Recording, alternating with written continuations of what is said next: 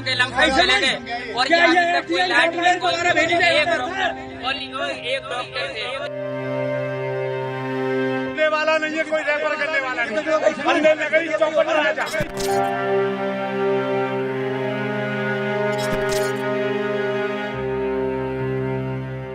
गलतियां तो हुई, तो ये पता लगाना चाहिए।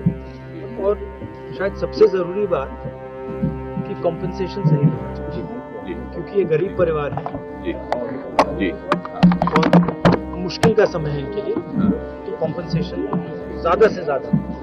और मैं यूपी के चीफ मिनिस्टर से विनती करता हूँ कि दिल खोल के कॉम्पेंसेशन।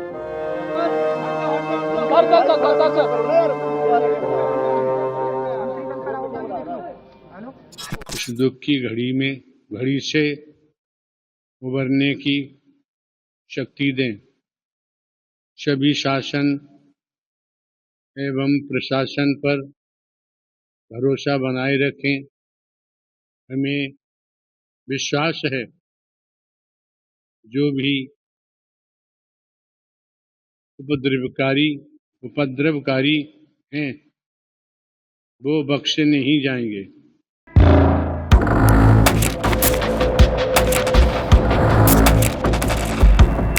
हाथरस भगदड़ मामले में एसआईटी की रिपोर्ट आ चुकी है। हाथरस हादसे का जिम्मेदार कौन, क्या इंतजाम रहे, इन सभी सवालों के जवाब यूपी सरकार की तरफ से गठित एसआईटी की इस रिपोर्ट में है। इस मामले में 128 लोगों से बातचीत के आधार पर ये रिपोर्ट तैयार की गई है, जिसमें बताया गया है कि किस तरह से सत्संग में हादसा हुआ। रिपोर्ट में ये भी जिक्र है कि इस हादसे में किसका क्या रोल रहा और घटना के लिए जिम्मेदार कौन है। फिलहाल ये रिपोर्ट गोपनीय बताई जा रही है। हाथरस हादसे पर एसआईटी की रिपोर्ट के बाद सीएम योगी ने बड़ा एक्शन लिया है। इस रिपोर्ट के आधार पर योगी सरकार ने कड़ी कार्रवाई करते हुए सिकंदरा माऊ के एसडीएम, सीओ और तहसीलदार समेत 6 लोगों को सस्पेंड कर दिया है।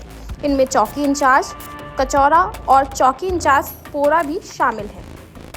आगरा की एडीजी अनुपमा कुलश्रेष्ठ और अलीगढ़ की डिविजनल कमिश्नर चैत्रा वी ने ये रिपोर्ट तैयार की है।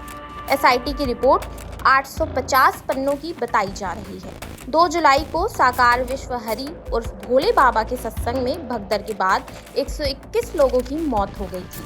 सूत्रों के मुताबिक एसआईटी ने अपनी रिपोर्ट में लिखा है कि सत्संग का आयोजन कराने वाली कमेटी की लापरवाही के कारण ये हादसा हुआ है और भगदड़ के पीछे मुख्य कारण भीड़-भाड़ को बताया गया है।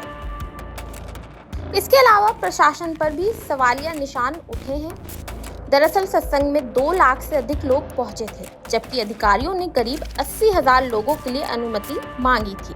ऐसे में प्रशासन और आयोजन कमेटी सवालों के घेरे में है। हालांकि रिपोर्ट में भोले बाबा का जिक्र नहीं है। बता दें ये हादसा तब हुआ जब भोले बाबा की चरण रज के लिए भक्त एक जगह जुटे थे। इसी दौरान अचानक से भगदड़ मच गई। इस भगदड़ में लोग एक दूसरे के ऊपर गिरते चले गए। नतीजतन ऐसा भयानक हादसा हो गया। इस हादसे के बाद घटनास्थल पर लाशों का ढेर लगा नजर आया। घटनास्थल पर मरने वालों में सबसे ज्यादा महिलाएं शामिल थीं। भगदड़ में कई अन्य लोग भी घायल हुए। इसके बाद उन्हें उपचार के लिए भेज दिया गया था। वहीं नारायण साकार विश्व हरि उर्फ भोले बाबा के वकील एपी सिंह ने दावा किया है हादसे वाले दिन कुछ अराजक तत्वों ने श्रद्धालुओं की भीड़ पर जहरीली स्प्रे किया था, जिसकी वजह से ये हादसा हुआ। इसके अलावा हाल ही में सूरजपाल उर्फ भोले बाबा ने मीडिया के सामने आकर अपना बयान दिया था कि हाथरस भगदड़ की घटना से वो उदास हैं और उन्होंने पीड़ित परिवारों से न्यायपालिका पर भरोसा रखने को कहा। यूपी सरकार ने मृतकों को 2 लाख रुपए और घायलों को 50,000 रुपए देने का ऐलान किया है। अब तक इस मामले में एक आयोजक समिति से जुड़े कई लोगों को गिरफ्तार किया जा चुका है, लेकिन बाबा का नाम एफआईआर में नहीं है, जिसे लेकर विपक्षी दल बीजेपी पर हमलावर भी है। बीते दिनों उत्तर प्रदेश के मुख्यमंत्री योगी आदित्यनाथ घटना स्थल पर गए थे। उन्होंने पीड़ितों के परिजनों को हर संभव आर्थिक सहायता प्रदान करने का आश्वासन भी दिया था। इसके अलावा सीएम ने आरोपियों के खिलाफ कड़ी कार्रवाई की बात कही थी। इसके अलावा बीते दिनों कांग्रेस नेता राहुल गांधी भी घटनास्थल पर गए, जहां उन्होंने पीड़ितों और मृतकों के परिजनों से मुलाकात की थी। उन्होंने बीजेपी से मुआवजे की राशि को बढ़ाने की भी मांग की। इस पर बीजेपी ने राहुल गांधी के लोगों की मौत के नाम पर राजनीति करने का आरोप लगाया था।